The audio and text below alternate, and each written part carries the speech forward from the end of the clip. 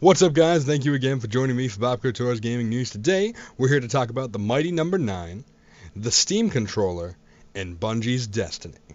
So for my first story of the day, something that you might remember from the end of one of my previous videos, talking about a Kickstarter for the mighty number 9. The mighty number 9 is a game that's being kickstarted by Keiji Inafune, one of the original creators of Mega Man. And he split away from Capcom to do this project because he believed that Capcom didn't realize that the fans really wanted another Mega Man game. And obviously he doesn't actually have the rights or licensing to Mega Man anymore, so he's deciding to make his own. The game was originally asking for $900,000 to make. The Kickstarter ended yesterday with a whopping $3,845,170. That is absurd. And I only put in $20, and I did that with about 15 minutes left on the clock before they finally ended the crowdfunding last night.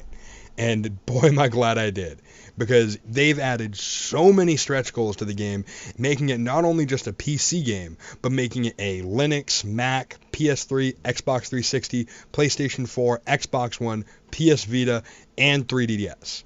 All of them will be getting the mighty number 9. Which is absurd. Never mind the fact that they've added support characters, extra levels, bosses, a 2-player racing mode. Completely ridiculous amount of content they added just for reaching this ridiculous goal of 3.8 million, when all they were originally asking for was 900,000.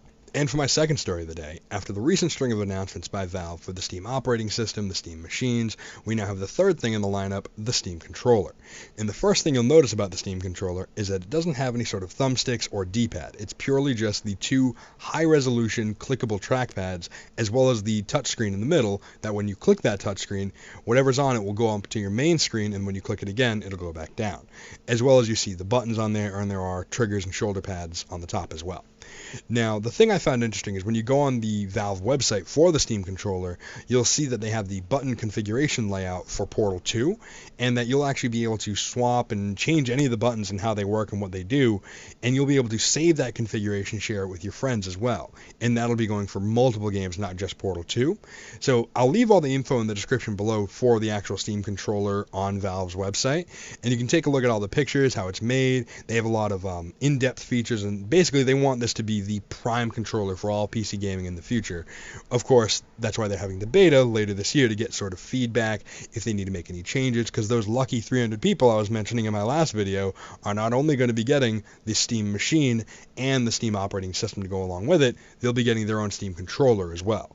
So hopefully when the beta finally releases for the Steam machines, we'll be able to hear some actual feedback about how this very interesting controller actually plays.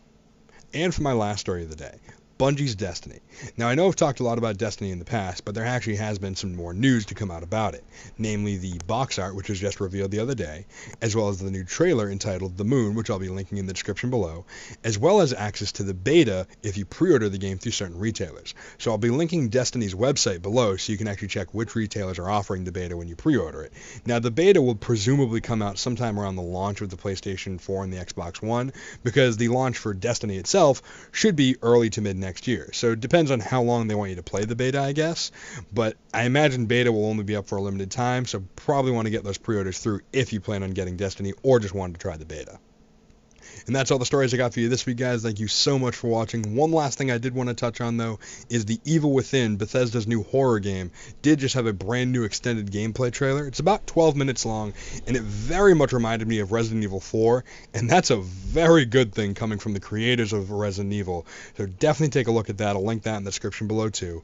But I just wanted to thank you guys again for watching, and I will see you next time.